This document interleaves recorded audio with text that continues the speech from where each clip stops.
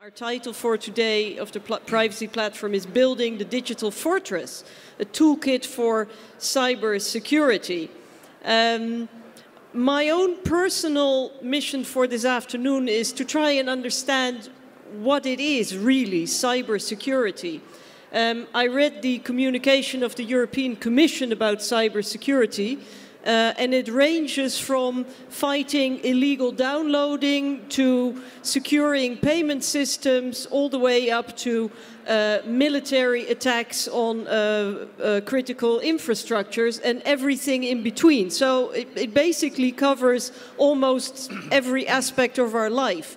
And frankly, I felt that the strategy of the European Commission was a bit too wide for my taste, because the actors that the European Commission mentions that are going to implement the strategy also range from your neighborhood cupper all the way up to NATO and everybody else as well. So I hope that this afternoon we'll get a clearer picture of what cybersecurity is, what we need to do, and what instruments we use, what actors we use. And for me personally, I think it is very important to distinguish between your average regulation, law enforcement, and actual security measures that fall in the area of, let's say, military and defense. Because I have the feeling that the Commission is mixing it all up, and it is a hodgepodge of measures rather than a real strategy. But maybe today we can contribute to shedding a bit more light on this area. I'm going to introduce the panel to you. To my right, our keynote speaker for today is Mr. Toomas Hendrik Ilves, the President of Estonia, I think known as one of the most advanced, one of the most sophisticated countries when it comes to anything to do actually with cyberspace and cyber security. So we're extremely interested to hear your keynote speech. To my far right is Mr. Troels Oerting, I hope I get that right, who is the very new head of the European Cybersecurity Centre, which is embedded in Europol. You've started only last week, well, officially, so we're extremely pleased to have you here. In between the two, Mr. Bart Jacobs, who is a Dutch professor, expert on cyber matters, internet matters, and also a member of the advisory council to the Dutch government on cyber security. To my left, Mrs. Coney from EPIC, the US-based NGO, which has a very long track record in investigating privacy and data protection measures. So we're very pleased to also have the US perspective. And then to my far left, Mr. Arnbak, who is currently pursuing an academic career, but previously known as one of the founding fathers, I might say, of Bits of Freedom, the Dutch NGO on data protection measures, much admired by me, I have to say. I think you're an excellent outfit. We have little time and so much to discuss. I also want to leave some time for questions and answers and debate in the end. So I'm not going to say much more, and I'm immediately going to invite Mr. Ilves to do his keynote speech. Mr. Ilves will do that from the podium here, and the other speakers have a PowerPoint presentation and will address you from the cathedral over there. Mr. Ilves, you have the floor. Well, thank you very much. As a former MEP, I'm always glad to come to Brussels and see my former colleagues. Let me just begin by saying that I think that the regulation and the directive we're discussing here fundamentally are necessary, are good ideas, but I think my main point is that it needs a lot more work. A lot more work, and that's, if that's all you take away from this, that's very good. But based on our experience. I think that there's some philosophical problems that we face, then there's some attitudinal and cultural problems, and then there are issues with awareness of the sophistication of cyber today. I mean, I think the first problem that we face whenever we talk about data protection is trying to get out of the George Orwell, Thomas Pynchon, paranoid, bad state model and realize that the role of the state is changing very much today from being the entity we have to protect the citizen from to the state becomes one of is the only real fundamental guarantor of the citizen's digital life, digital privacy and security, and that is a big change. You know, the Orwell paradigm of Big Brother, there was a time when the only entity that had the resources to spy on its citizens was the state. Well, that's changed considerably. And in fact, the ability of sort of individuals even to spy on people has just skyrocketed thanks to the possibilities of digital technology. So we need to be much less concerned today about the state being the bad guy. I mean, it's not that it's gone away, but that's not the big problem, I would argue. So the question I would then say is it's the Big Brother paradigm versus the big data paradigm. Because big data, and it doesn't have to just be big companies, but big data is the new currency that we have today. We have all these people creating apps, free apps you download into your iPad or iPhone or Nokia, whatever you have, and they're free. Well, the other aphorism I would say is today, there's no such thing as a free app. I mean, they're out there to make money, I mean, which is understandable. And we download apps and then we upload information constantly having to do with how many push-ups we do or how we sleep. I mean, this is all data. It's all monetized because otherwise, why would someone spend their time developing an app? Now, how do we come to terms with this? I would suggest, I think it's a serious problem, but on the other hand, I'm not sure the way to do it is to put administrative burdens on app developers when in fact that will not affect any app developer who is outside the European Union. So in fact, what we may be doing with this directive and the regulation, in fact, is putting our app developers at a distinct disadvantage to someone who's doing it outside the EU. And how do you regulate those apps?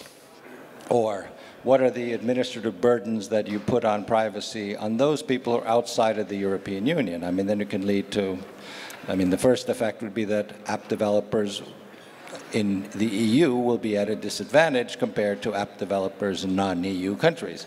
Secondly, I mean, you can, I mean, we don't decide that, oh, this is, we don't look, when you download an app, you don't look at where it's from.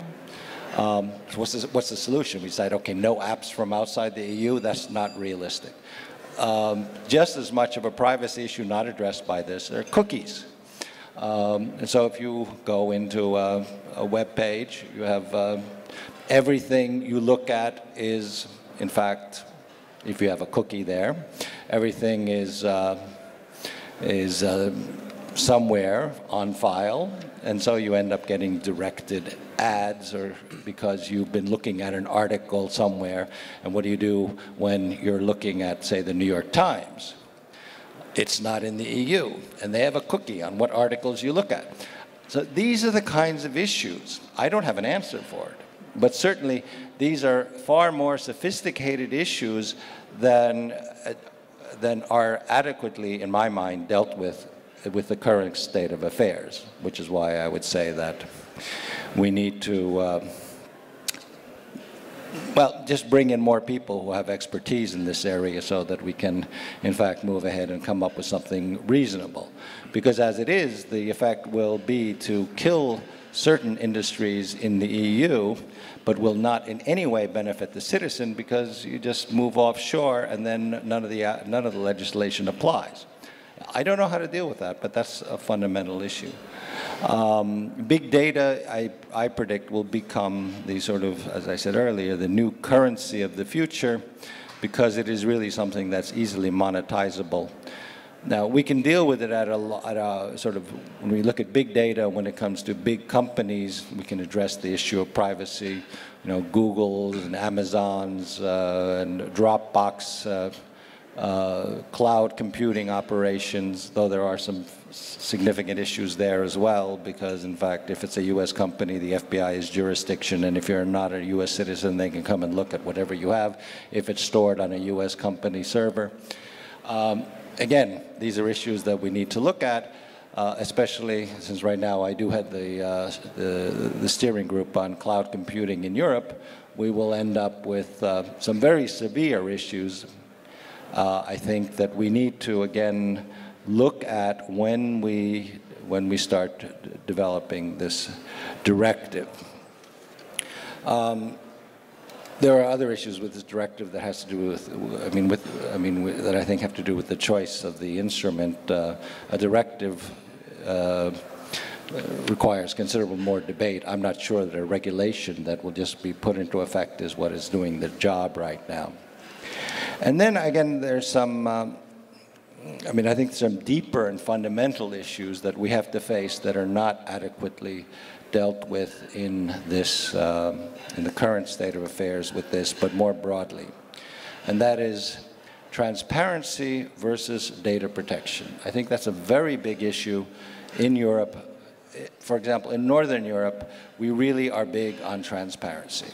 I mean, in my country, Finland, Sweden, Denmark, there's a fundamental proposition that no public money can be spent anonymously. If it is from taxes, it must be, we must know where the money goes. That's just the way we do things. And here, to go out of the cyber realm, a good example is cap funds. Who gets how much? It is inconceivable for us that there would be any lack of transparency in who gets public money in cap funds. Well, for 50 years, no one knew who got cap funds and how much. Oh, that's the Common Agricultural Policy. That's 40% of the EU budget.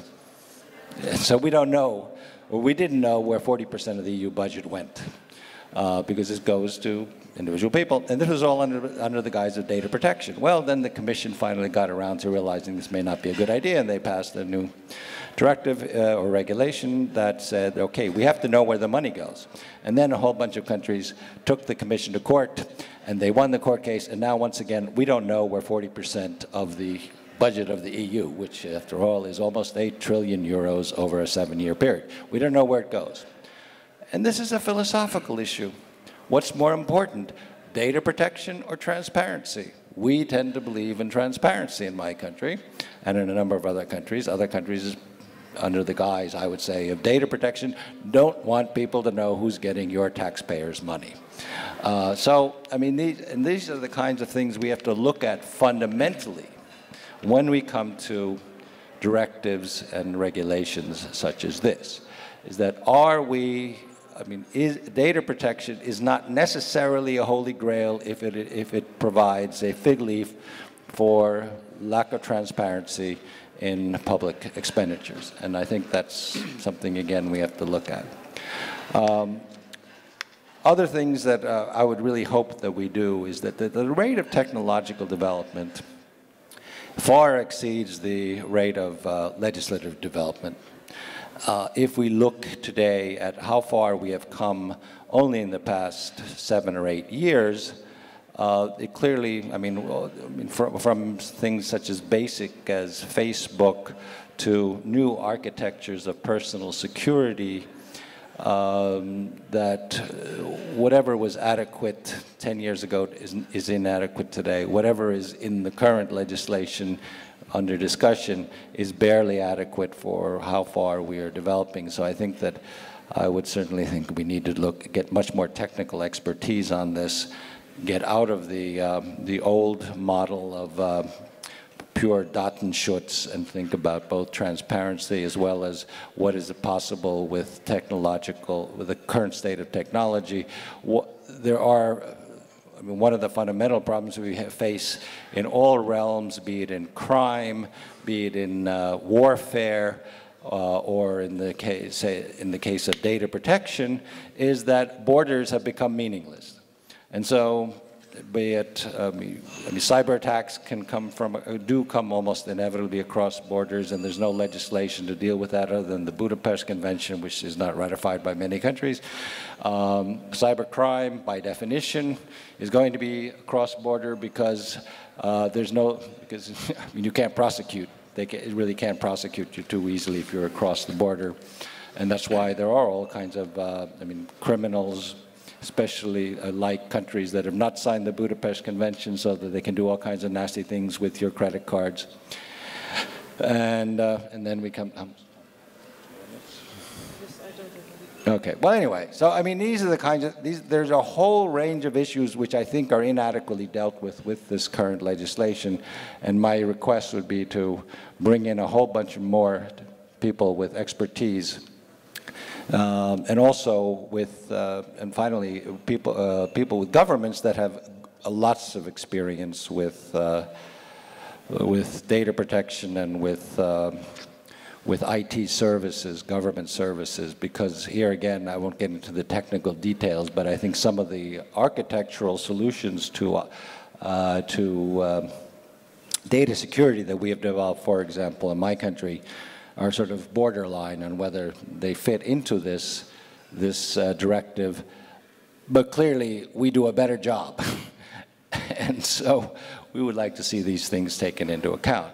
And I think, finally, I think what we do need in Europe, and this does not really talk about the directive itself, but more broadly, is we need to come to the understanding that that it is a new responsibility of governments to provide their citizens with security in cyberspace. The refusal of many EU governments to actually, for example, implement a digital signature, or the inability to implement a digital signature law, which impedes the development of the legal environment in Europe, and also provides the basis for a secure environment for our citizens, I think is a bigger problem than some of the issues addressed here. The enemy should not be it shouldn't be that we look at small app developers as an enemy and drive them out of the EU. The issue should be rather how we guarantee our citizens' security and what is the role of governments in providing data security to our citizens. And I think with that I've used up my time, and I'll be glad to answer questions later. Thank you very much.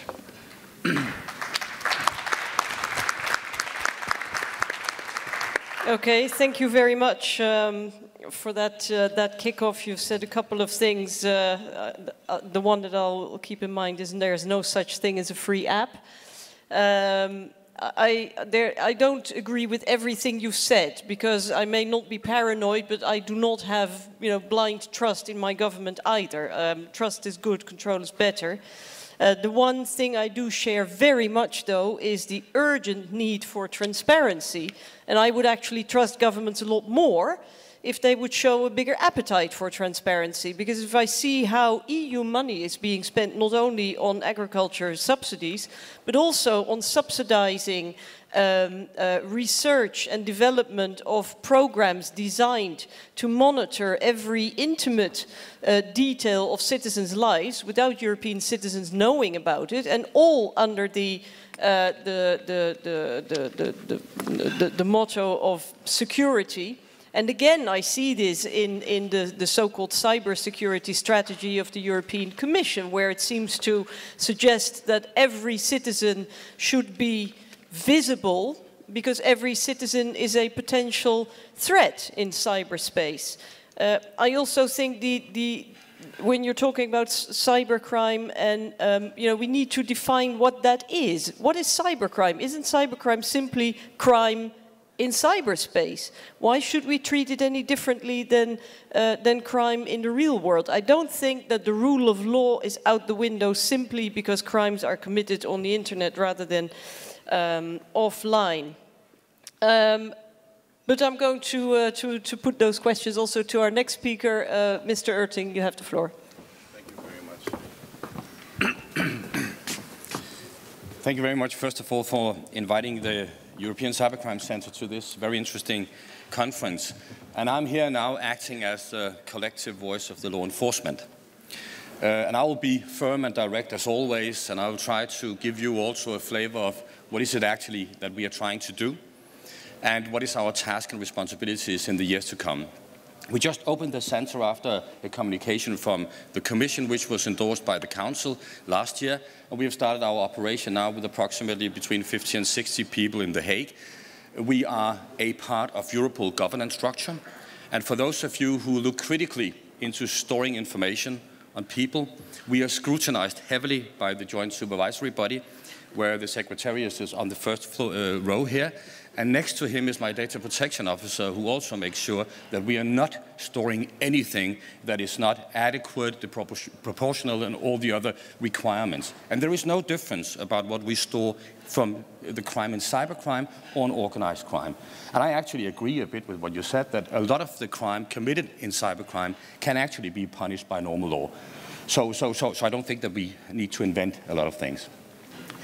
So here is the given here. Cyberspace will drive economic growth and prosperity and interconnection and transparency again. We are more and more interconnected. You can see we are dependent on cyber. It will be exploited. When we move into cyberspace, the criminals will move. They are there where the profit is, the money is, and they are already there, and I will give you examples of this later. We also have to be sure that there is no such things anymore as absolute security. I always say, don't post anything on Facebook or another area that you don't want to scream out somewhere in a square in the middle of Brussels, because it will be leaked at some time. Cyberspace is commercially owned and driven, and it's very unpredictable. I've read a lot of predictions just a couple of years ago from Bill Gates and other ones saying that the iPhone will never gain any significant market share. You know, if he cannot predict it, how am I then to predict the development in cyberspace? But I can assure you, there will be more cyberspace. And then law enforcement works very slowly, and we face a lot of legal challenges in this rapid and changing world, and that's a fact, and I'll show you a bit later. Cybercrime increases. Magnitude, impact, it's from everything. Cybercrime is not just a 16-year-old hacker who's trying his luck, it's actually organized crime. The development of cloud computing will pose significant challenges to law enforcement. Normally, when we investigate cybercrime, we can store a C drive, a server, something. In the future, it will all be based, and the criminals are moving to cloud services, and they will place these cloud services not in countries with a good law enforcement system and transparency, but of course in a weak state where we have not the same ability to actually interact. New continents getting increasingly wired, new threats. The EU is wired 74%. We are 74% of the population is online. Africa is about 13%. You just wait and see what happens when they get to our level. We will also see increasing crime because you don't have to move. And we, all of us, will be online all times. You will forget to talk in the future about the internet. This is just like electricity. This is a vehicle, a facilitator for communication, and we will not treat it in a different way. The biggest problem for police is that there is no link between crime and the criminal. If you have a rape or a murder or a robbery, whatever, there is a physical link. Here, there is no link. You can actually conduct crime everywhere from everywhere. It's very easy to hide in cyberspace. There's a lot of tools to make it easy, and the evidence gathering is very difficult. This is the cybercrime, the business model. The difference between this business model and the normal organized crime, let's take an example. If we want to smuggle in heroin for sale here in Brussels, first of all, we need to know somebody who actually harvests the crops and refine it, and it's produced, and it's sent, and it's cut up, and then it ends up here from Afghanistan into here. There is loads of areas where the police can intercept in order to achieve full transparency and to arrest somebody. Here, all this, except for the cashing out of money, can be done in a basement somewhere. No move, they're not even in our country. And you know how successful we have been in combating normal physical organized crime? How do you think we will be here if we don't shape up? So the approach is 3 areas in my point of view. First of all, awareness is crucial. Imagine my kids spend 80% of their awake time on the internet. But they never learn anything about how to act, to react, or to interact on the internet. But in the school, they have hours on how to use their bicycle, or if there is lights on their bicycle. But nobody tells them how to act on the internet. And I think this is a pity. And I think this is why we need more awareness, not just awareness for our kids, but also awareness for our grown-ups, and a lot of much more awareness in school, seminar, education, and campaigns. Then there is the cybersecurity. The President, he mentioned it, that we need better software, better tools, better hardening our infrastructure. And I think that there is a whole area which is well done in that. But again, there is no absolute security, I would say. And then there is the last point, cybercrime. The identification, investigation, prosecution, legislation. If you look at these 3 areas that we can actually impact, I think that the only area we are doing any progress in is in cybersecurity. Nobody has really been talking about awareness, and nobody has been talking about identifying cybercrime. So we need to bring the focus and the hair cross on the cyber criminal to make it unattractive to be a cyber criminal. Because it is very attractive right now. The risk to being actually apprehended is relatively low, and the profit is extremely high. So the European Cybercrime Centre is up and running now, and we need to be at cruise speed in 2 years' time. First of all, what is it that we will try to deliver? Because we also need to grow exponentially, but we don't have the budget that we want, and nobody has, so I'm not complaining. First of all, we need to have an overview on the cybercrime in the European Union. Secondly, we will address public awareness, and then we will make operational support for 4 kinds of cases. Organized criminal gangs who steal your identity, your information, your money, or use the internet to facilitate child sexual exploitation. This is what we will focus on. It's not the only crime, but we need to focus, and we will do so. We will also try to see if we can get some money out of the EU system for research and development, so that the member states actually get, it costs a rocket trip to the moon to develop forensic tools for law enforcement here. We need also to show solidarity, and we will try to. Capacity building. We need to treat this crime as a normal crime. In 10 years from now, I guess that in the patrol car, the guy there, the police officer, will be able to deal with 50–60% of the average crime. Then he will have specific colleagues in his central station, and then you have 5, 10, 15% that you have to do internationally. But we need to have capacity building, not just by police, but also prosecutors and judges. Then, and I know this is sensitive in this area, is the outreach to the private and the public partners. But we cannot deal with this if we don't have any knowledge about what's going on. So we simply need to have a better tool here. But we also need to regulate, of course, the influx of information, because I'm also a citizen, so I don't want to sit on a big pile of information that I don't need and I don't use. And this is why these 2 gentlemen will secure that I'm not doing that. And then we need to be very, very inclusive. This is not a crime that Europe can deal with alone. I think that it needs a global approach, without being naive, of course. So I have invited Interpol to be part of the European Cybercrime Centre, and I've been invited to be part of the board in Interpol, so that we can build up for the first time a complementarity instead of competition. There is so much crime in cyberspace, there is enough for everybody. So we don't need to compete about it. What we need is to allocate our resources in the best possible way, and we will hopefully do so. Who owns the internet? It's an interesting question, isn't it? Who decides the governance? Well, there is a number of institutions, ICANN, RIPE, ITU. But nobody really listens to what the law enforcement need in order to identify perpetrators. So we will also engage in that work. Final remark, there will be no open, free and transparent internet without safety. This is clear to me. It must be made unattractive to be a cyber criminal. And I don't think that we can take us or protect us out of this problem. And I don't want to live in a village where everybody is protecting themselves in the physical world. Why should we do the same in the online world? We need also to target the criminals. What is illegal in the offline world should also be illegal in the online world, I think. It's so simple. And then the last thing is, make no illusions. If you don't empower transparent, democratic police under scrutiny to deal with this and give them good tools, somebody else will offer these services. And they will not ask, and they will not follow any rules, and they will just conduct and commit to those who want to pay. And I'm not sure that this is the future that we want. Thank you very much for your time.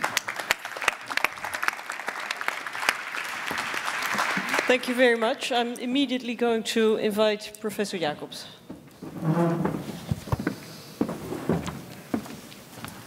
Thank you very much. Yes, I'm from the University of Nijmegen in the Netherlands and also of the Cyber Security Council that Sophie mentioned. And this council is such a high-level thing that I should add that I'm not speaking on behalf of this council, but it's a strictly personal opinion here. If you look at financial crime in the Netherlands, these figures are from the national banks. And if you see here that the physical crime is going this way and the electronic crime is going this way, these are clear figures. I don't have them over 2012 yet, but I guess the trend is the same. So in line with what the previous speaker said, I mean, the bad guys are really going digital. And you're really on the wrong track if you're still planning a career in physical crime, at least in the financial area. But also warfare is going digital. This is a cartoon I like very much from Shepard, from the Herald Tribune. I think it speaks for itself. A bit more seriously, these are broad lines. If you look at World War I, it was a chemist's war. World War II was basically dominated by physics. I think World War III, if any, it will be dominated by computer scientists. And of course, there's a bit of speculation in this, but I think the main picture here is clear, and I think something we can all agree on. So what are current activities? You see a lot of digital espionage. This is the main activity that's currently going on. Digitally, it's so much easier and so much harder to trace than physical espionage, which is also much slower. You have to train someone and get someone in position in another countries. This may take decades, whereas digitally it can be done in a matter of hours or maybe days to get access and to get the data you want. This is happening at economic, military, but also political levels. It's a serious issue in the Western world, and all the people I talk to who are in the know say the main driving force in this comes from China. And I think there's consensus on this. There are other countries also active on this. And for China, it's mostly economic. They're really going into specific companies that they see of high target value, and zip all the files they can find and download them by the gigabyte. It seems as if hackers in China are really paid by the gigabyte for what they're doing. It's a non-political, politically correct thing to name countries, but I'm not a politician, so I can do so. The famous case also here in Brussels, of course, the Mr. Van Rompuy, whose email server was hacked this summer. And I've even heard that the information from this server, which was of high value at the time in the middle of the financial crisis was subsequently used to speculate on the markets and to make a lot of money. But also dissidents are regular targets. The GhostNet case, I think it's from 2009, is a famous one, where the Dalai Lama and various other political groups were targeted. So this is really a serious, serious issue, which threatens the position of the West. I don't want to antagonize, but this is a fact, this is what's happening. And we'll have to deal with it in some way or another. Also, what some people see or claim that they see is that there's building up of strategic positions inside the electronic infrastructure of other countries, and especially the electricity infrastructure is often named as a target, because if you can disable the electricity in an opponent's country, that gives you a strategic advantage. And then when you look at warfare and actual clear, outright aggressive deployment, there are only a few cases. I've listed a few here. Of course, the West is also active in this area with the Stuxnet affair. It's not a one-sided thing. I don't want to give you this image. So several parties are active in this. Let me make some observations toward my conclusion and look at cybersecurity from the privacy perspective and see what the interactions are there, and if there are some good things or bad things from the perspective of privacy. I would say also what's happening here, what we're seeing today, is that the increased intention for software vulnerabilities is in general a good thing for data protection and for privacy.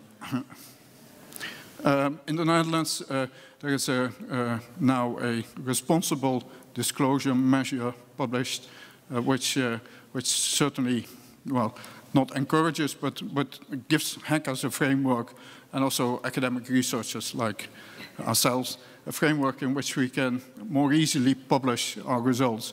And my experience is that the best way to improve the infrastructure is still by naming and shaming, by really making it public what the vulnerabilities are, and then things improve. What is not so good for privacy is the new invasive, often aggressive legal powers which are being introduced. The Netherlands has a debate going on whether the police force should get the authority to hack computers, which is rather far-reaching. I'm not aware of the precise status of this discussion in the European context. But apart from that, there's increased pressure to introduce more monitoring, filtering, etc., on a very large scale. What I think is an interesting observation to make, and here I want to slowly move to a conclusion, is that I see a subtle change in the debate happening. Over the past 10 years, we've been confronted mostly with terrorism as the main threat to our society. And the policymakers and the politicians have been basically telling citizens, surrender your data. Give us your data and we'll make you more safe and secure. Now this debate is changing a bit, because what you see now, and my predecessor also did that he was warning people not to shout out things on Facebook or wherever. The message now suddenly becomes, people, be more careful. So citizens suddenly get the message, and this is happening in a slow, there's a slow change in this, that people are told to be more careful with their data, which is interesting. It's often the same people who are doing this, who used to be fighters of terrorism, and are now suddenly in the cybersecurity area, but they're changing this language. And I think this gives opportunities from a privacy perspective.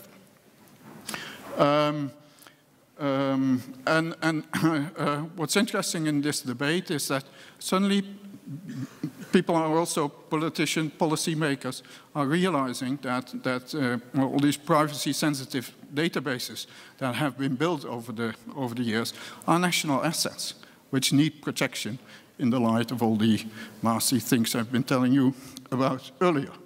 So I would like to end with a provocative statement to stimulate the discussion a bit, and that is, in the current hype, you might say, on cybersecurity, there are ample opportunities for better privacy protection. Just seize the moment, find the right things to say in the debate, and I think privacy protection can be improved in this setting.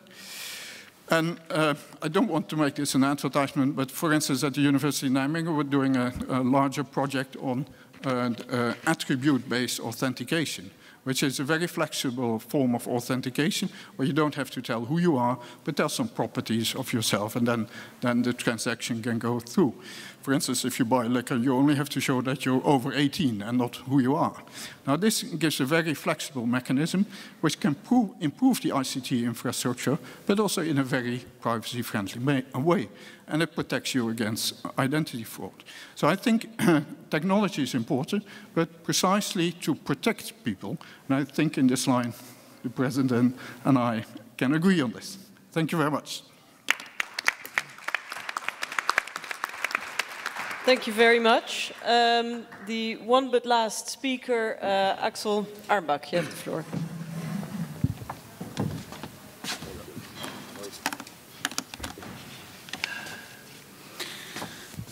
Well, thank you, Sophie, for the invitation. It's always a pleasure to be here, and also in these privacy platforms. I think these are really the prime venues to further the discussion. I had prepared a presentation in my mind for 15 minutes, but I saw on the program I only have 10. So I will try to do only the first part and respond a bit already to some of the statements made by the previous speakers. This is, above all, a very momentous time. There will be a directive out there on cybersecurity, accompanied by an impact assessment, a communication by the Commission, which some of us have and some of us haven't seen. So it's a bit difficult to already sort of analyze that too much, which I won't do, but I will refer to it every now and then. So scientific research shows that you can only probably remember one or two key messages of what I'm going to say today. The first is consider an actor-based value chain approach when governing cybersecurity. That was the second part of my speech. But the first part, and I think already in the previous interventions, we've had ample sort of material to discuss the second key message, which is to apprise constitutional values online in this concept of cybersecurity. So one of the main questions for today is, what is cybersecurity? And that is precisely what I wanted to address in the first part. So over the last years, we've seen a lot of frames entering the debate in these discussions on cybersecurity, and I wanted to address a couple of them. Today I will only discuss the first part. The frame, or sort of the dominant frame when discussing cybersecurity is one about threats. So that's very much sort of the cyber crime or the cyber war frame. We've already heard a lot about it.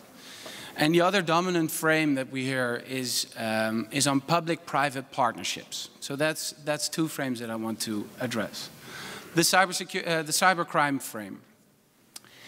So cybercrime, addressing cybersecurity as a cybercrime problem presents us with a couple of limitations. Of course, one of the sort of main goals of feeling secure online is, of course, that you're not subjected to crime. But I argue that cybercrime is more a byproduct of really bad security than anything else. It's not the root cause of cyber insecurity. And why is cybercrime such a difficult frame to address, or does it have its limitations? That's precisely because what Mr. Oerting already told us is that we have the attribution problem on the internet. Susan Landau has written a beautiful paper on that. And on the internet, that's the problem. It's very difficult to know the actor and his intent. Whether it's a nation state committing a cyber war, an act of cyber war, or a cyber criminal after your in-log credentials. But what cybercrime really is, and we're talking about the sort of the massive cybercrime sweeping acts that are online, is an economic problem. Cormac Hurley of Microsoft Research has written a beautiful paper on this. Where do all these attacks go? So, where do all the attacks go? Well, the majority of cyber attacks in the cybercrime space actually go to places not where sort of an individual is vulnerable, but where systems are really bad. So cybercrime is not really, there are very sort of economic drivers behind this. And the statement that you can remember from this paper, and the link is down there, is that many attacks cannot be made profitable, even when many profitable targets exist. So I and everybody here is a target, right? But the attacks are only becoming profitable and interesting for cyber criminals when system security is bad. So that is something that we should focus on, system security. The second frame that is often there in sort of cybersecurity debates is the public-private partnership love affair. So public authorities and private entities should come together and share information because we really have these shared interests.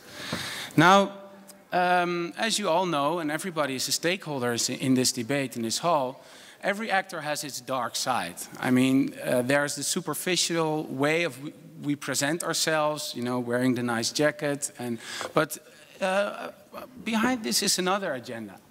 And this is very logical, and this has always been the case. Yesterday I attended a presentation by Professor Hogenboom in the Netherlands, and he presented some empirical research on public-private partnerships and the reporting of security incidents.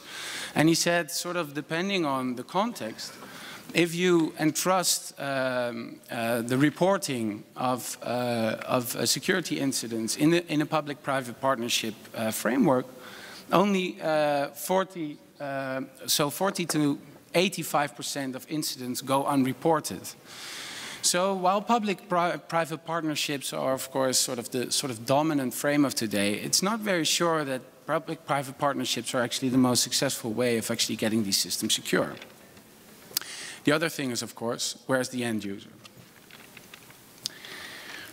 So finally for today, and I'll leave you with this, is what I feel is very much lacking in this discussion. And that is a coherent view on what privacy actually entails and what cybersecurity is as a concept and what the locality of privacy is within that framework.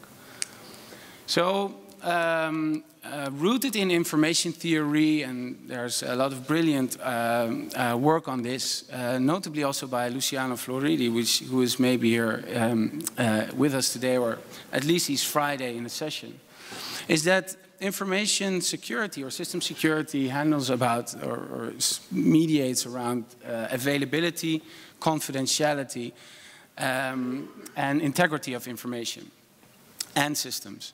So a loss of information or system security is perceived as a loss of availability, confidentiality, or integrity of information.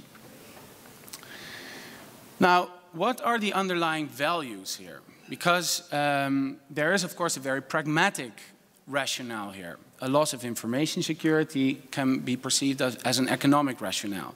And both in the e-signatures regulation proposal, in the draft directive against on cyber attacks against information systems, this economic rationale really prevails. And that's also a bit logical because that's, of course, a raison d'etre for the economic union we are in. But there's also a very normative, sort of a normative framework underlying in this triad of information security. Availability is very much about the freedom of communication, for example. Integrity is very much about what the Germans call informationelle Selbstbestimmung, so that nobody impersonates you or non-authorized users don't impersonate as you. And confidentiality is, of course, about privacy and communication secrecy. And various stakeholders may take very different sort of, have very different ideas about what information or cybersecurity actually entails. And the ultimate task for the EU regulator or for any regulator, is to make this normative assessment. And that's a very political thing, of course. But it needs to apprise both these pragmatic and very legitimate underlying values of information security, but also the normative ones. A very sort of example to make this very clear is a couple of months ago with some colleagues we launched a report on cloud computing and surveillance, and we focused on surveillance of the United States of EU citizens.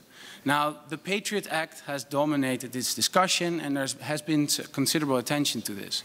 But what actually is the most interesting paragraph in this US regulatory framework is the Foreign Intelligence Surveillance Act.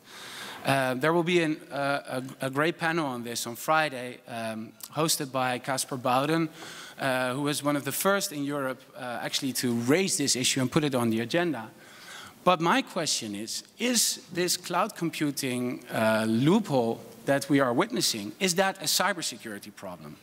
And that is something that the regulator should address. So if we're talking about cybersecurity, do we also talk about mass surveillance that is going on, or that may be going on transatlantically or between nation states?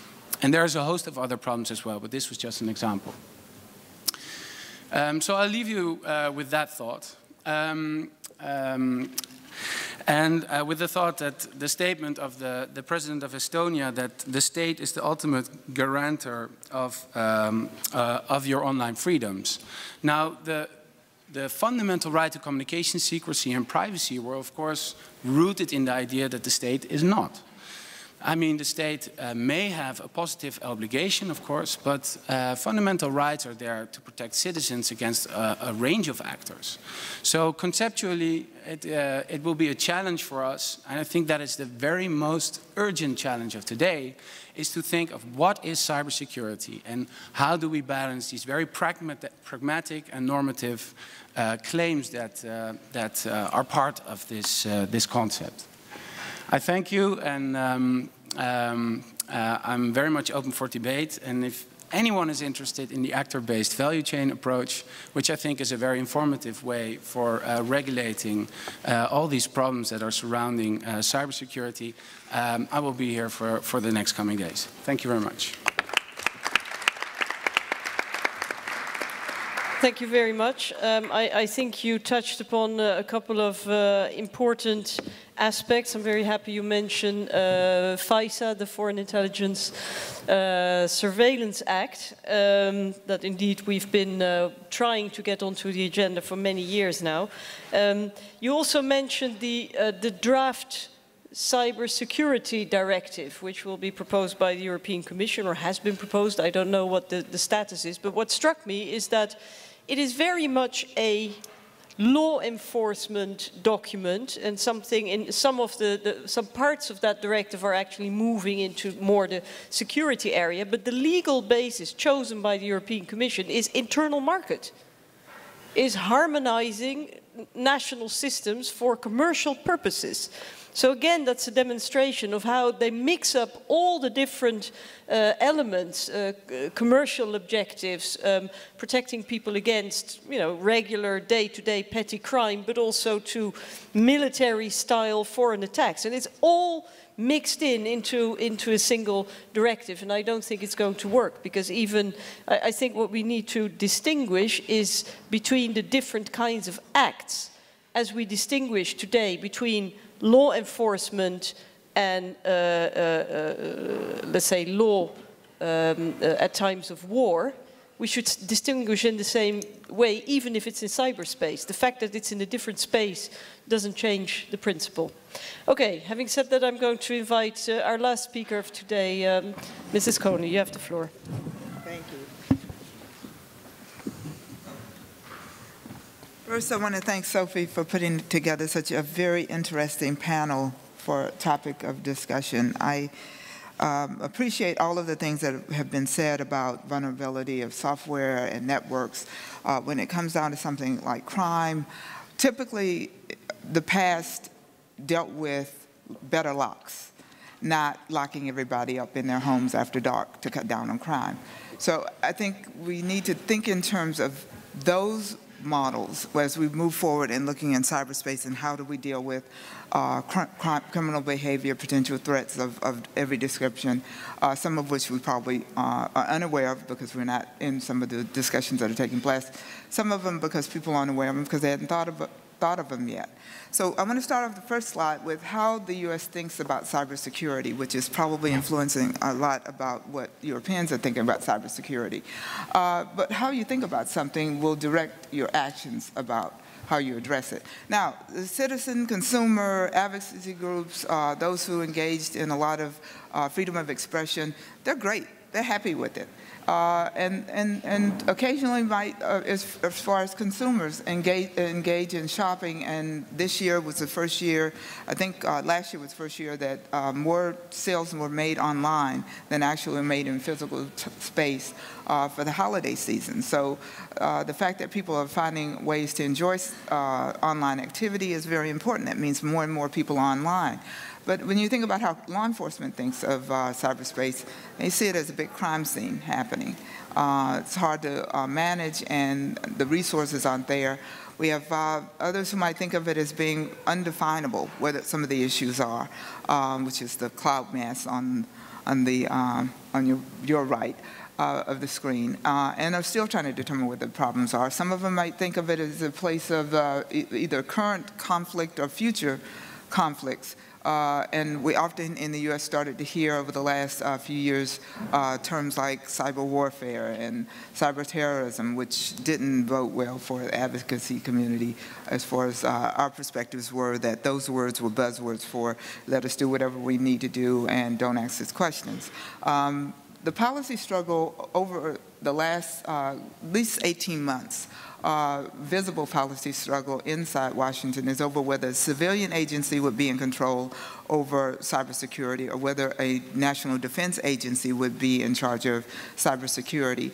And a lot of that has been around the civilian agency, either Department of Homeland Security or Department of Justice, or national defense agencies in the form of the Office of Director of National Intelligence, National Security Agency / with a new add-on of U.S. Cyber Command, would they be the ones who would be primarily responsible? And this is a big issue within the United States because civilian agencies' purview and responsibilities are different, and their willingness to engage in transparency as it relates to Freedom of Information Act requests or Privacy Act requests, or even doing comments, requesting comments for systems of records that are created, as well as the ability to litigate to get documents out of these agencies. It's a different dynamic than whenever we go up against, and EPIC does this a lot, sue agencies or pursue documents that we become aware of, or programs,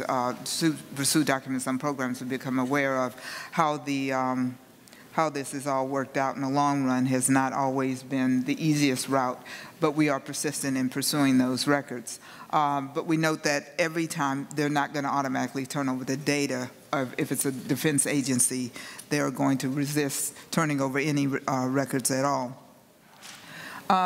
So the administration versus Congress, what happened in 2012? Well, we have a secret presidential policy, Directive 20. We have a national strategy for trusted identities in cyberspace standards development initiative.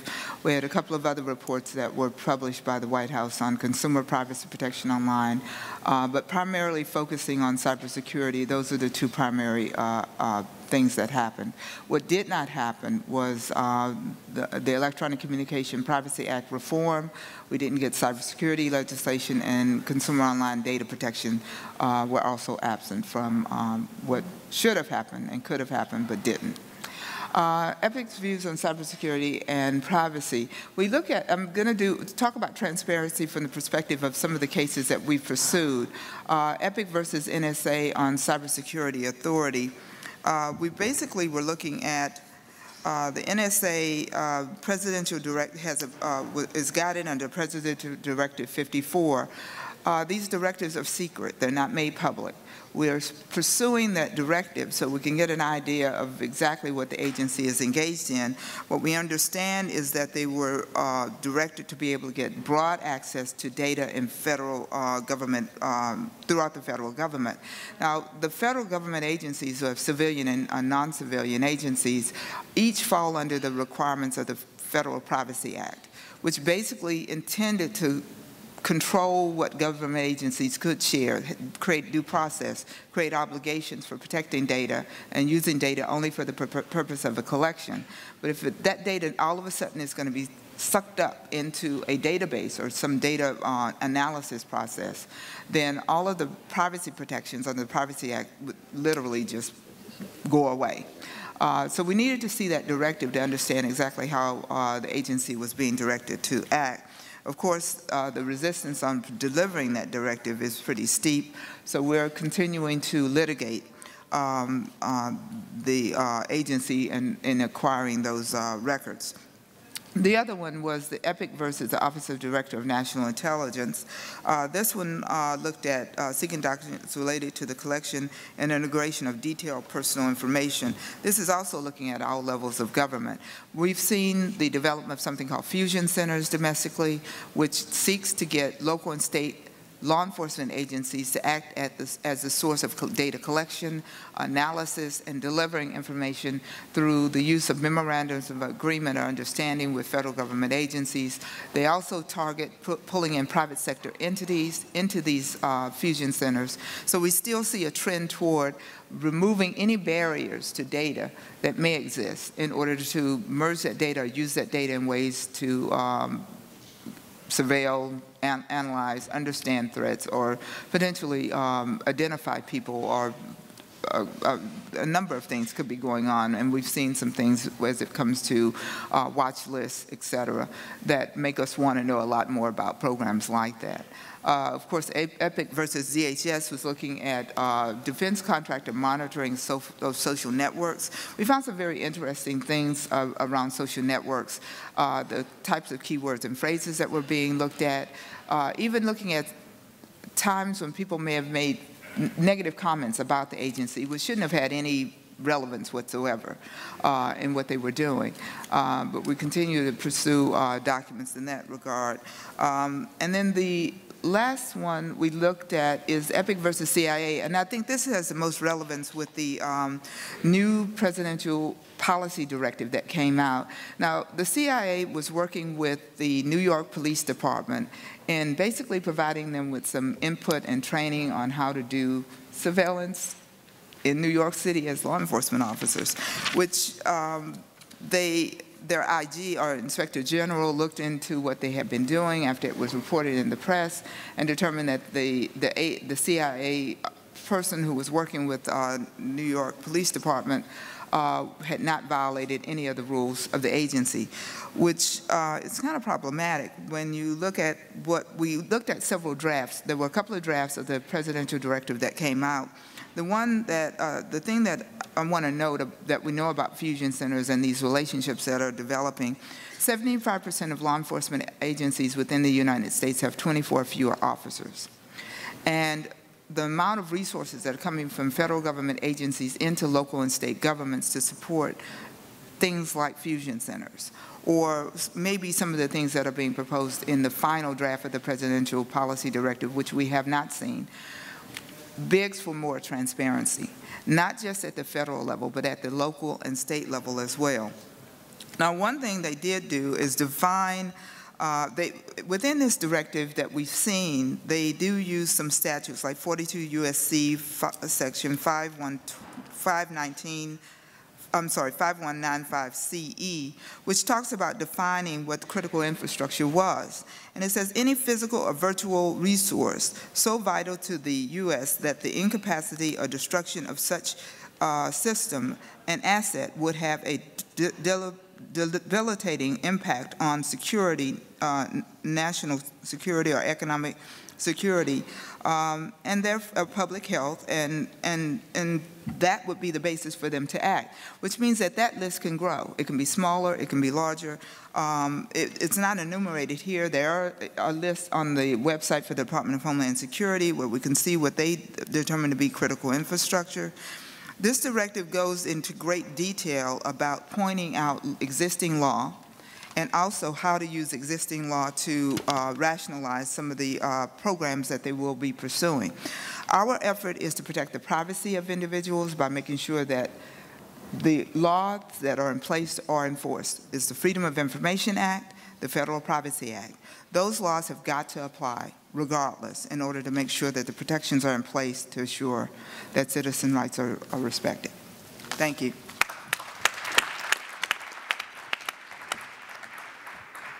Okay, thank you very much. Then we're going to open the floor to debate as usual. I suggest, given that we started a bit later, that we take about half an hour, unless anybody from the organization protests. I suppose that's okay. Just a few remarks. I think we got a very broad overview of some of the issues at stake, and I think it confirms my question mark at the start of the session that we need to define much better what is cybersecurity, what is cybercrime, what is privacy and data protection, what is it actually? What are the different interests at stake? I found your first remark saying, you know, consumers look at cyberspace and think it's fantastic. You know, great shopping opportunities and freedom and exploring new things on the internet. It's fun. Law enforcement officials look at cyberspace and think, oh my God, this is you know, wonderland for criminals. So they're seeing two completely different things. So it's very important, and I think Axel in a way also touched upon that, to distinguish the different let's say not stakeholders, but the different interests of different people and people who actually may have conflicting interest. They may want the state to protect them from criminals. At the same time, they may also be reluctant to give all their private details to that same state. And I think you mentioned FOIA, the Freedom of Information Act. You also mentioned transparency. I think that is going to be a key concept. If we give more powers to the state, then we also need more powers to actually keep that same state in check. The two go hand in hand. Okay, having said all that, I'm going to open the floor to debate. I think, yes, you'll get ample opportunity to come back several times, I promise you. But I think most of you present here know the routine. You raise your hand if you want to ask a question. They will be questions and not speeches.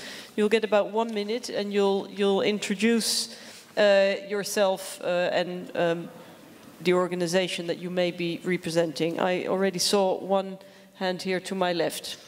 I think we have a roving microphone. Yes. Yes, hi, my name is Nikolai Nielsen. I'm a journalist from the EU Observer. I just wanted to ask the President, he had made a comment concerning the FBI can look into the data of EU citizens stored on clouds owned by US companies. Are you talking about FISA? And do you have perhaps maybe some recent examples that you can give us where you've seen this happen?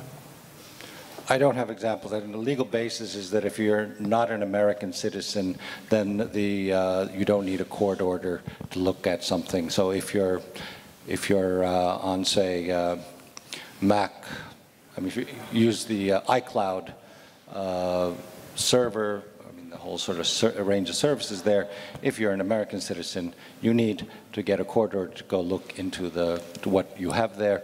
If you're not, I mean, it has nothing to do with the EU. It's just that if you're non-US, there is no need for legally, there is no need for a court order to go look at your data. So if you're on that, if you use that service, then you should know that you do not, that there is no legal protection. I don't have examples of that happening. I just know that you're not afforded the legal protection of accorded to U.S. citizens if you use a system like Max. That's all. Yes, I see one further question in the middle there.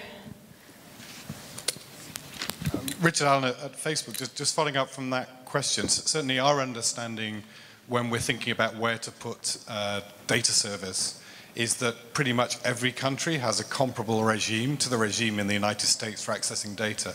So I wonder if the panel think that there is something fundamentally different between the US regime for accessing data stored in the US from the regime in the UK or the Netherlands or anywhere else, if their authorities want to access servers that are physically in their country. Yeah. Well, I think I'll ask the others to come in as well, but I think the fundamental difference is that I, as an EU citizen, can actually ask for protection or hold to account EU governments or EU institutions. I have no position against the US government or indeed any other government. What if the Chinese do the same, or Mr. Putin, or anybody else in the world? And the issue with FISA is FISA has been around for a very long time, decades I think, but it used to apply only to your regular telecommunications, simple phone calls basically, and now it's the cloud, which makes it all very different.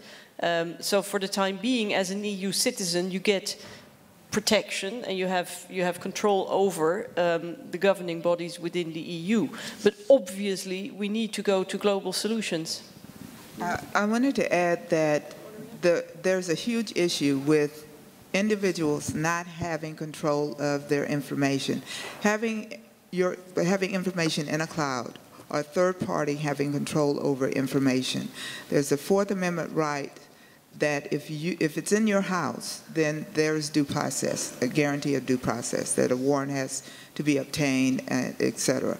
But if the information is in a cloud somewhere, law enforcement could go to that third party, and the expectation is that you don't have that level of privacy in that data. The challenge for us is seeing what litigation, what court challenges might bring if the courts will evolve to the point where they will extend that Fourth Amendment protection to that information. That's another reason why the Electronic Privacy Communication Act needed to be updated, because that is another route for trying to protect that data, give more Fourth Amendment protections to that data for U.S. citizens. Yeah, exactly. If I may add to that, in our study, we try to definitely acknowledge that these powers, investigative powers, exist, and probably for very good reasons all over the world. What makes the US as a jurisdiction interesting is that it has quite expansive extraterritorial jurisdiction doctrines. So in your question you asked about sort of, we try to think where in the world we locate the server. Now physical locality is irrelevant under the US regulatory framework. It's not about where the server is, it's about you as an entity having a systematic relationship of business in the United States. So that may be your headquarters, but it may also be just a shop.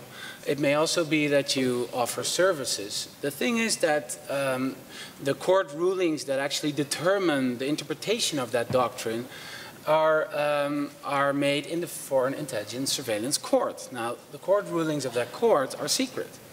So it may not at all be the problem that, and that's also what we try to stress in our study, it may not at all be the problem that we've been thinking that it is, but the mere fact that we cannot research it is quite strange. And I'm not that aware of court rulings in the European Union not being public. So that's one thing. Well, I'll leave it at there. Yeah. Just to add, it applies even, it's not even a technology issue, because if you have a good old-fashioned paper archive on European soil, if you have these, what's the term, systematic activities, I believe, or substantial operations in the US, they would still consider that those paper archives would be within their jurisdiction. It's a legal problem. Where another problem comes, in my country, you are the legal owner of your data. No one else owns your data. It should be the rule, I would say, across the EU, but it hasn't been applied. But if you are the owner of your data, no one else can look at it without your permission. And so, or you own it. And the problem is that, well, if someone's looking at it, you should be able to know that they're looking at it. And it's even worse if they're looking at it outside of the EU. Okay, Axel, very briefly, and I see this has triggered a series of questions. First, Axel's going to come back very briefly, then the lady who already has the microphone, the gentleman in the back, I think that's actually Casper, yes? And there was a lady over there. We're going to take 3. Axel. Yeah, so what I really shortly wanted to add, based also on the speech of the President of Estonia, is this dichotomy between Big Brother and Big Data. I think that's a rather a flawed way of representing it, because big data is, of course, the context in which the data is collected. Well, that's your social network, your webmail provider, and what have you. But sort of less known is the fact that well, the Big Brother was the one maybe collecting the data earlier, but now it is certainly the one that has the investigative powers to ask these data. And that's what we try to frame as the privatization of surveillance. So the data collection stage is not any longer on the state level, but at companies, whereas the investigative powers are expanding. So if we were truly to believe that states are the ultimate guarantors of your privacy, then it would actually be quite something if we would have sort of a debate in which the state was also ready to sort of withdraw some of these legal powers, because these data collection stages at the private level have expanded so broadly. So representing this problem or dichotomy of state and business, I think that the public and private spheres are not that distinctive at all. Okay, the replies are going to, they will have to be a bit shorter if everybody's going to get the floor. 3 short questions, and then first we'll come back to President Ilves. The lady who's holding a microphone. Cornelia Kutter, Microsoft. I just want to come back to another point. I thought it was very interesting to say that in the current focus on cybersecurity, there is an opportunity for data protection. I do actually think that it's not as controversial as or provocative as it might sound. If you think about security legislation, there is very little except for in data protection in the European Union. That is where data security, a part of security management, has been regulated. The extensions that we are going to see are to a large extent actually helping that data security piece to be enforceable. Okay, so, yeah, no contradiction between the two. Casper Bowden, and I'll be exploring this question more on the session on Friday morning, but one point I'd like to bring out now is that in the definition of foreign intelligence information in the FISA law, it includes, as well as money laundering, terrorism, that sort of thing, it includes an express authority for conducting purely political surveillance, that is, surveillance in pursuit of US foreign policy interest, nothing to do with national security, nothing to do with crime. So I guess we've all been at conferences where representatives from the US government have extolled the virtues of the Fourth Amendment. And that would be very nice if it applied to non-Americans located outside the US. But it has emerged in the last year or so very clearly that it doesn't. So my question is, do we have any reason to believe that there are any privacy protections for non-Americans outside the US under US law? Okay. Last question, lady over here in the 3rd, 4th row. Elina Loranta from the University of Tampere. Actually, I'm going to a bit different topic. Picking on what Ms. Veld said at the beginning, that rule of law should not go out of the window even if we are operating in a cyberspace. And also relating to what Mr. Jacobs mentioned, or his idea that the third, anticipation that the Third World War would be the war of computer scientists. So we are operating in a different environment. When it comes to deciding or governing peace and war and peace and security in today's world, we have the highest authority is the UN Security Council. It decides on economic sanctions, it decides on the use of force. Why should or shouldn't the use of cyber attacks by states be left unregulated? Shouldn't we discuss that as well? Okay.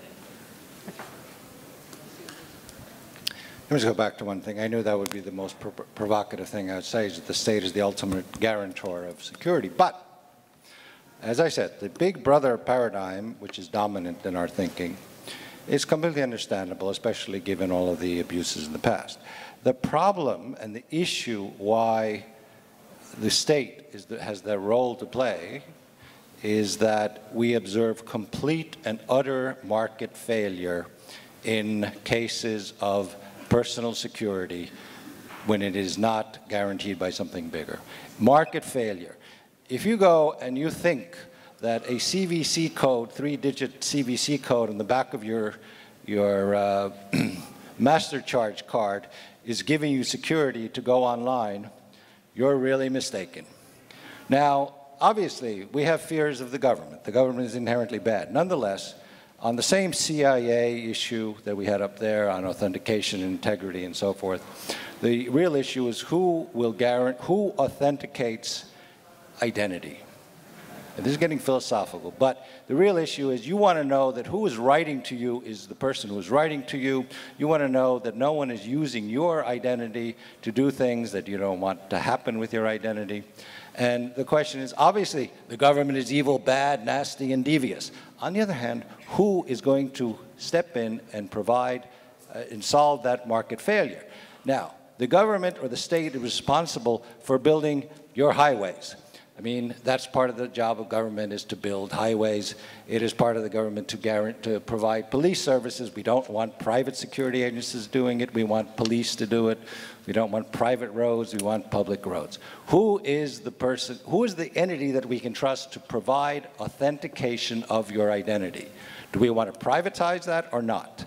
I don't think I want my authentication to be privatized. So obviously the government is bad. But who else is going to solve the market failure? That is the issue, is addressing fundamental market failure, and I don't see anyone else doing it, unfortunately. Okay, thank you very much. The state has a duty to protect our fundamental rights, but I think in any democracy there are checks and balances. There are no unlimited powers, and there should be more, much more transparency. Ms. Coney. I just got to tell you, I would love to see it be that simple, that all we have to do is tag everybody online and we'll solve all the problems. I'm sorry, it seems that there is a great deal of energy going into refocusing attention toward individuals instead of the fundamental failures of how software has been engineered and designed and how it interoperability problems and trustworthiness. We're not talking about people, we're talking about the mechanisms that make the internet work. The fundamental work that has to be done and the resources that have to be put in place to work on those vulnerabilities. Now, the focus on trying to say to solve the problem is only we need to know who everybody is. You take that same approach in physical space. People have identification documents on them. They have lots of ways that you can identify individuals, but it doesn't get rid of crime. It doesn't. And it's not going to do it in cyberspace either. Now, we can have false equivalence about what the physical space is and what cyberspace is and say that a crime in physical space should equal the same as a crime in cyberspace. But in cyberspace, there's so many ways people are interacting that they don't interact in those same ways in physical space, that a crime that's defined in cyberspace may be freedom of expression. It may be a number of things that have nothing to do with the criminal intent or act, or even a consequence. So we have to be careful about how things are defined when the definitions are all about us as users, and they're all negative. Well, it always comes back to the same question of definition, and I'm going because there was a question to Professor Jacobs as well, and I was also triggered by a remark of Casper Bowden.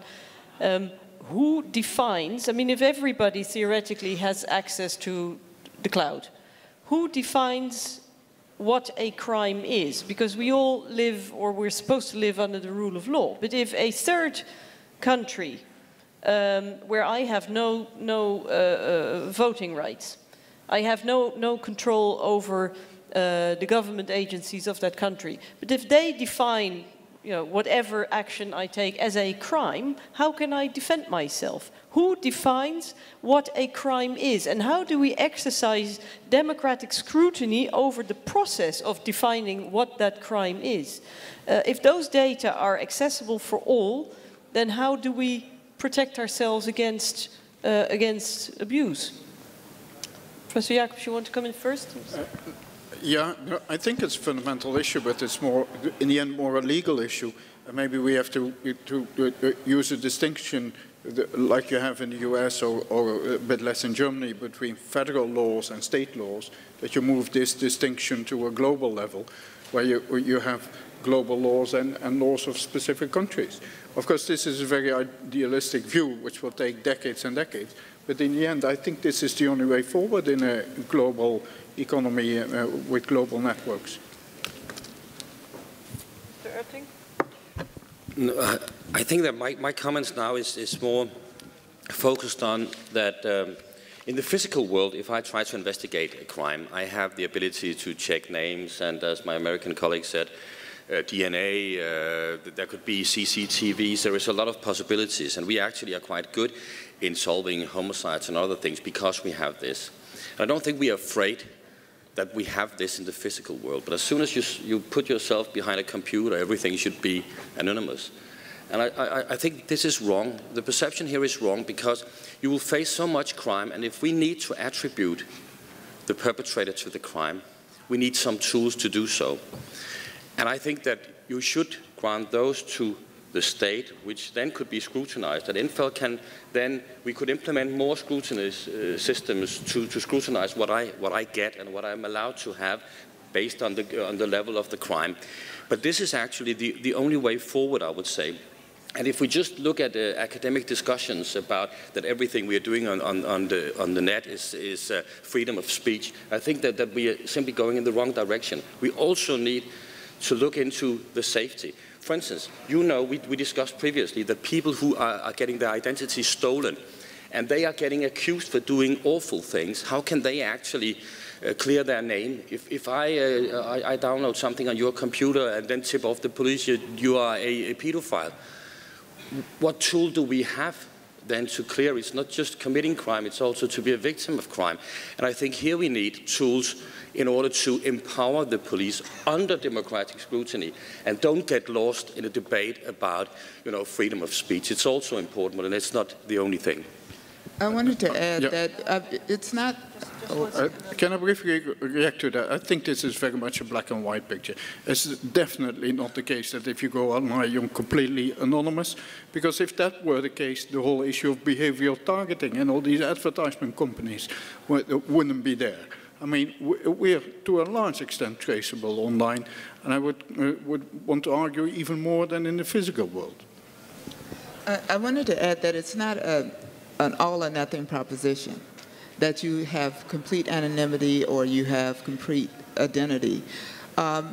Transactions between individuals, some of them will require that both parties want to know who the other party is. Right. And so that is a mutually agreed upon condition for a transaction.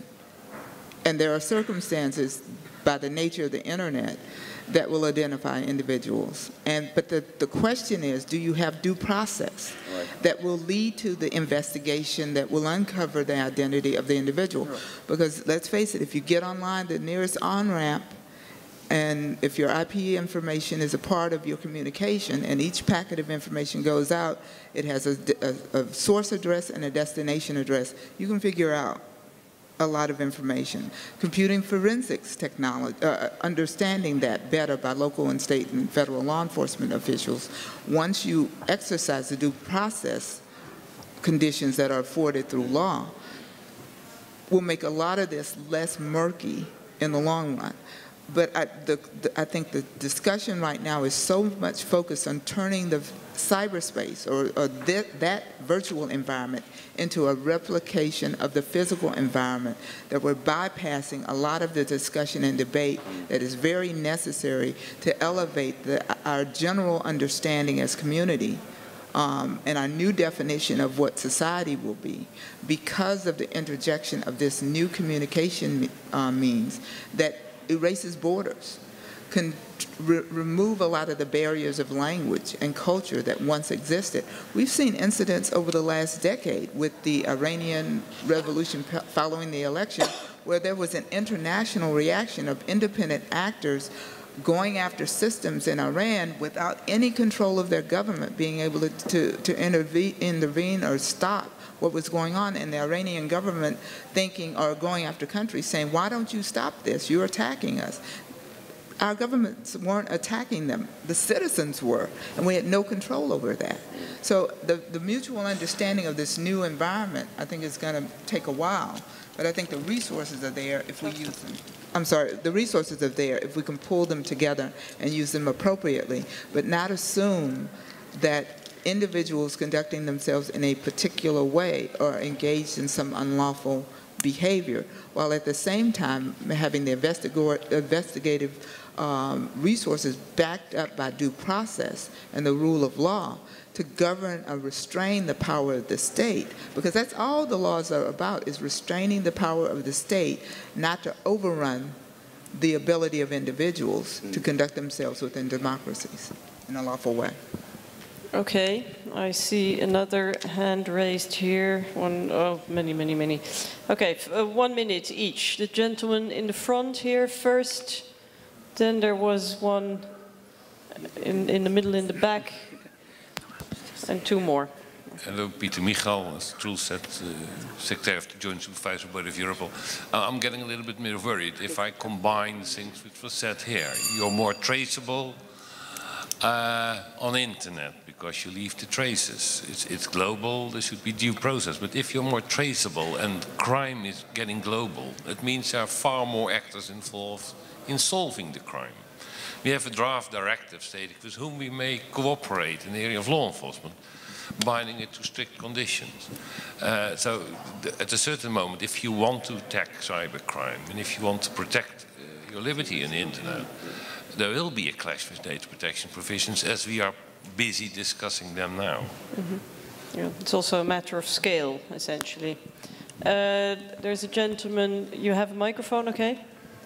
Yeah, I see a lot of, I see a movement towards... Can you keep the mic a bit closer? I see a need for consensus. I was wondering, could we get something equivalent to the Geneva War Convention as the Hague Convention for cyberspace? Okay, you want international conventions. I think yes, we will have an answer to that. There's a gentleman over there in the corner, and then the last one in the white sweater over here.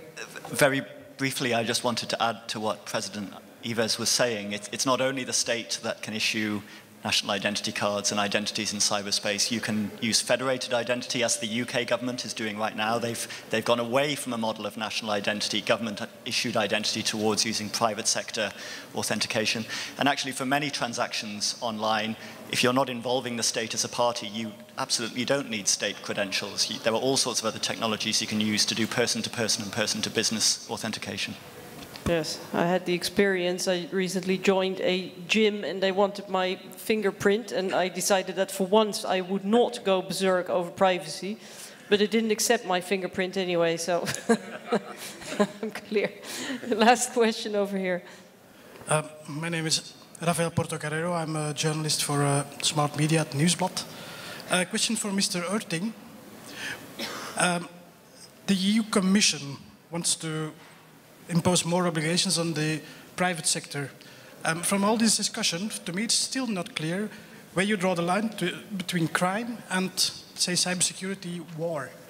So from your point of view, what's the difference between a black hat hacker or a cracker, let's say, and someone with terrorist intentions or war intentions or whatever? Thank you. Okay, thank you very much. There was a gentleman entering the room just now in a kind of an academic frock with a bell. I have no idea what it means, but something tells me that it has something to do with the end of this session coming closer. So I suggest I'm going to take the speakers in inverse order. Yes, you can answer all the questions. You'll each have a maximum of 2 minutes. And then you can answer the questions and add in any concluding remarks that you would like to make. So we'll start with Mrs. Coney. I think that, and EPIC has proven this to be a very strong approach for civil liberties and privacy protection. They are not contrary to a strong and vibrant and safe environment. I would like to add that the U.S. is thinking along some of the same lines, trusted identities in cyberspace, even a report that came out, Cybersecurity Research and Development Program, something called Tailored Trustworthy Spaces, which I think means they're going to put us in a park if you want to not be identified in cyberspace. The struggle to try to make cyberspace equivalent to physical space is not a workable solution. And in making that argument, even making and upping the ante on your need to constantly identify who you are is not equivalent to physical space. That's a completely different type of environment. I think the focus should be on making the systems better, the software better, addressing the lack of knowledge or the knowledge gap for those who need to understand what the environment is and how it's being used, and of course assuring that there are laws and due process in place that keep up with evolving technology by protecting the data. If it's personal identifiable information, it's protected no matter who has it and no matter where it is. Thank you. Okay, thank you. Professor Jacobs? No, I'll skip. Okay, well, okay, that gives us extra time. Axel? Thank you. I feel we've discussed sort of the surveillance paradigm enough, and I really wanted to close on the issue of market failure, because it actually really makes sense to see cybersecurity as an economic problem, from economic theory, enriched with this fundamental rights value chain approach. That I wanted to give you sort of the second part of my talk. So market failure is a really it's a very good reason to regulate, actually. It doesn't immediately mean that the state should have all sorts of powers, but it's all about providing the right incentives to make the systems more secure. And that will actually do a lot about levels of cybercrime, because it will be much more unattractive to commit cyber attacks. So seeing cybersecurity as an economic or economic theory problem of market failure entails a couple of very new things. The one most important, and that's just a thought that I wanted to leave you with, is that our tolerance for failure should go up. I mean, systems break all the time. Security is not absolute. We've been saying that a lot. But one of the hardest questions that I'm struggling with in my PhD project right now, which is exactly on sort of communication security governance from a security economics perspective and legal theory, is how sort of liability is a traditional instrument for sort of punishing corporate or other entities that don't have their system security in order. strict liability, which is, for example, proposed in the e-signatures regulation, how do you rhyme that with the tolerance for failure? I mean, we should all learn from failure. Reporting of security incidents should go up. Like in aviation industries, pilots shouldn't be punished when they make mistakes, because that gives them an incentive not to report. So that is a conundrum that I'm really struggling with, and I'm looking forward to the discussion with this community the coming, well, years actually. Thanks. I wouldn't be terribly tolerant to mistakes of pilots. Well, not when I'm on board the plane anyway. Mr. Oerting? Thank you very much. First, to answer the question, the European Cybercrime Centre is not looking at cyber terrorism, but the problem is that it's very difficult by looking at an attack to see the motive. So there needs to be some kind of let's say, cooperation. Let me say largely to Professor Jacobs, if I go on the internet normally with my phone, there will be loads of cookies. I'm very traceable. But I can assure you that those that I'm trying to catch, they are not so stupid as I am. They know exactly how to hide on the internet, and there are loads of tools to do so. So I risk only actually to capture the stupid ones and not the real ones, and that's why I need the help. Thank you. Thank you. I'd like, before I give the microphone to President Ilves, I'd like you to answer to the gentleman in the white sweater, because that's also the question that I've been grappling with. And you say if you detect some, let's say, unusual activity in cyberspace, it is very difficult for you to determine what the motives are. How do you distinguish between, you know, what national security issues and regular crime? Where do you draw the line? Luckily, I'm in the position that we are a non-operational entity. So we receive information from the member states which they have assessed, and they have, I think, categorized them as being criminal offenses. If we then see something that is different, that it could be that it had a link to terrorism or whatever, then we will immediately notify the member states involved, and I guess that they will notify their security forces. So I think that the magnitude of information we will get is on organized crime, but there could be slipovers, and we have to hand that back to the member states immediately. Okay, thank you. And then our final speaker. Just a quick couple of answers first. First of all, there is the Budapest Convention, which was accepted by the Council of Europe, not ratified by either Russia or Belarus. It is open to all parties. It is signed by Japan, the Philippines, the United States, which requires governments to then cooperate on cybercrime. It has not been signed by Belarus, not signed by Russia, Venezuela, the usual list of suspects. China have not done it. So there's a convention, but it's no good if it's not done by those countries. And the U.S. The U.S. has signed it. Has it ratified? I don't know the state of the ratification. My job is not to know who's ratified a certain convention. The point is that it is there. And the countries, signatories are obligated already as signatories to provide, to cooperate on these kinds of issues. Secondly, on the issue of what is a crime, what is a national security problem, look at the dark market cybercrime ring in Ukraine, which has an agreement with the FSB, the KGB, that they will not do any crimes against the territory of the CIS, and they are obligated to assist the FSB if they want. So this is the true public-private partnership in action.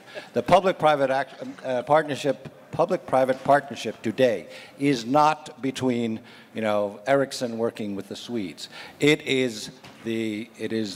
are the hacker group, the mafia groups in countries not party to the convention that work on contract with their governments, because the governments don't have all of that ability, but they have a lot of people who are in the mafia. And so this is where the crime and the national security issue comes in, because if you are a credit card hacker and you have an agreement with your security services that you can go in anywhere in the West, you can't go into your territory, and that if necessary, you will provide services to the secret services of an authoritarian country, then we have a whole different ballgame. Anyway, those are just to answer those things. On market failure, I would argue that as long as we have a system in which banks count as the cost of business cybercrime, and infrastructure or electrical companies that count SCADA attacks, those attacks on infrastructure, critical infrastructure, as acts of God, then those are market failures. Finally, on the case of the government's role is not to find out who you are. The government's role is to prevent that no one else comes in as you. Our system actually works incredibly well and is designed by a bunch of anarchist, long-haired, ponytailed people who are all against everything. I mean, you know, AFTA, you name it. They're against it all. But the entire system is designed to capture people who try to get your identity. And even when the government goes in and does something illegal, they get nabbed. So we had a policewoman who wanted to check up on her boyfriend using our system, and she got flagged in minutes. And she lost her job and was prosecuted. So this is, I mean, this is when I talk about the role of government, this needs a change of understanding. Maybe you should just hire a lot of sort of ponytail guys to run your IT systems for the government, but the point is that the government's job is to protect your identity, not go after you. Now, there are other issues we haven't talked about, unfortunately, but I mean, for example, when the Bundesnachrichtendienst places ads in German newspapers saying we're looking for people to do deep packet inspection of German citizens, I think that's a problem. I don't think it's a problem when governments guarantee your identity to prevent identity theft. Thank you. Okay, thank you very much. That's an applause. I would like to thank our panel very much. I think we've had a very interesting discussion. As far as I'm concerned, I have the feeling we're only just starting. It's a bit like exploring new territory, and we really don't know where we're heading yet. Thank you all very much for coming and for your remarks and questions. I hope to see you at the next privacy platform, the date of which I don't know off the top of my mind, but I hope to see you all again. Thank you.